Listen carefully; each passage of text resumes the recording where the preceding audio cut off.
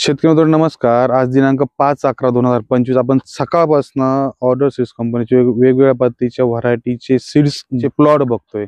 सकाळी आपण दातली गावात गेलो होतो, तर तिथं स्वीटकॉर्न बियाण्याचा मधु 11 जो स्वाद 2 नावाने मार्केटला उपलब्ध होतो.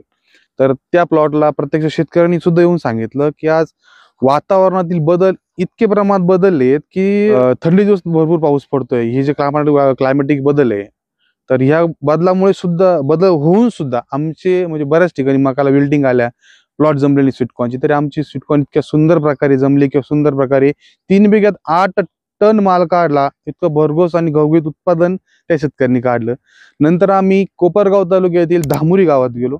तिथं आपण दोडका पिकाला वैभव नावाचा जो दोडका आहे ऑर्डर सीड्स कंपनीचा, त्या प्लॉटला व्हिजिट केली. साधारणपणे आजच्या तारखेच्या 15 दिवस अगोदर इतका भरघोस प्रमाणात पाऊस झाला, तर अक्षरशः त्या प्लॉटला खत सुद्धा देता नाही आले आपल्या त्या शेतकऱ्याला.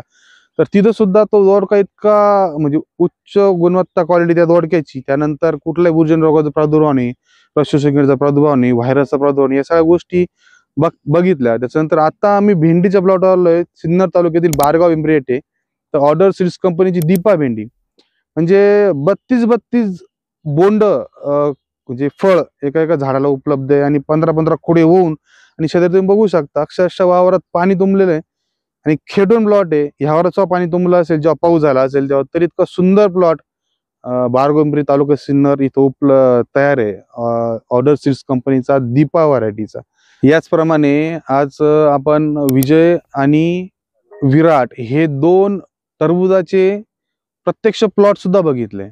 आता ह्या वातावरणात झालेला पाऊस असेल किंवा वातावरणात बदल असेल किंवा अचानक पडलं ऊन असेल, रस शोषणीचा प्रादुर्भाव असेल, तर दोन्ही प्लॉटमध्ये असं बघायला भेटलं. आजचा रेट साधारण 30-35 रुपये किलोचा रेट चालू आहे. तर पूर्ण गर्द लाल कलर, गोडी जास्त आणि एकसारखा कलर, एकसारखी सेटिंग.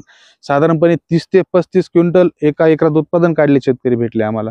म्हणजे असं टरबुजामध्ये पण आणि इतर भाजीपाला पिकांमध्ये पण ऑर्डर सीड्स कंपनी बदलत्या वातावरणानुसार आणि बदलत्या मागणी पुरवठ्यानुसार आणि जी किपिंग क्वालिटी मार्केटला पाहिजे, उदाहरणार्थ टरबूज आहे जे क्रंची पाहिजे, जी भेंडी आहे जी वजनदार शेतकऱ्याला पाहिजे आणि खायला मऊ पाहिजेत, म्हणजे असे जे डिमांड सप्लाय खाणारा पण आणि पिकवणारा पण याच्या दोघांचा मेळ साधून जी व्हरायटी तयार करते, तर हे जरा उत्कृष्ट ज्या नवीन व्हरायटी मार्केटला ते आणतायत. तर खरंच ऑर्डर सीड्स कंपनीचे सीड्स शेतकरी नक्की वापरावं. याच्यात समजा त्यांना भेंडी लावायची त्यांनी दीपा भेंडी लावावी, ज्यांना टरबूज लावायचंय तर त्यांनी विजयवान जे टरबूज आहे ते लावावं. जर त्यांना स्वीटकॉर्न लावायचे असेल विल्टिंगच्या भागातून त्यांनी स्वीटकॉर्न मधू लावावी.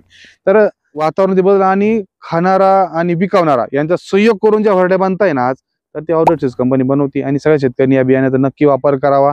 माझ्याकडे साधारणपणे 1 वर्षापासून ऑर्डर सीड्स या सीड कंपनीचं काम आहे आणि जो शेतकऱ्याला मी जे बियाणे देतो, आता कांद्या बियाणं देत असू द्या, कांद्यामध्ये फुरसुंगी बियाणं देत असू द्या किंवा गुलाबी देत असू द्या, भेंडीमध्ये दीपा देत असू द्या, दोडक्यामध्ये वैभव देतो, त्या स्वीटकॉर्न मध्ये मधू देत असू द्या, तर ते शेतकरी परत येऊन म्हणतात की मला एक स्वीटकॉर्न माल लावायची, मला मधू दे.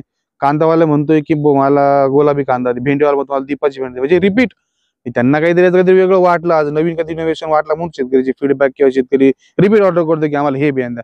तर मला सर्व शेतकऱ्यांना एक म्हणणं राहील की नक्की ऑर्डर सीड्स कंपनीचे जे काही बियाणे असतील तुमच्याकडे, तुम्ही जे वापरतात, जे चालतात, त्याचा ऑर्डर सीड्स बियाणे 100% निवड करा आणि तेच बियाणं वापरा. धन्यवाद.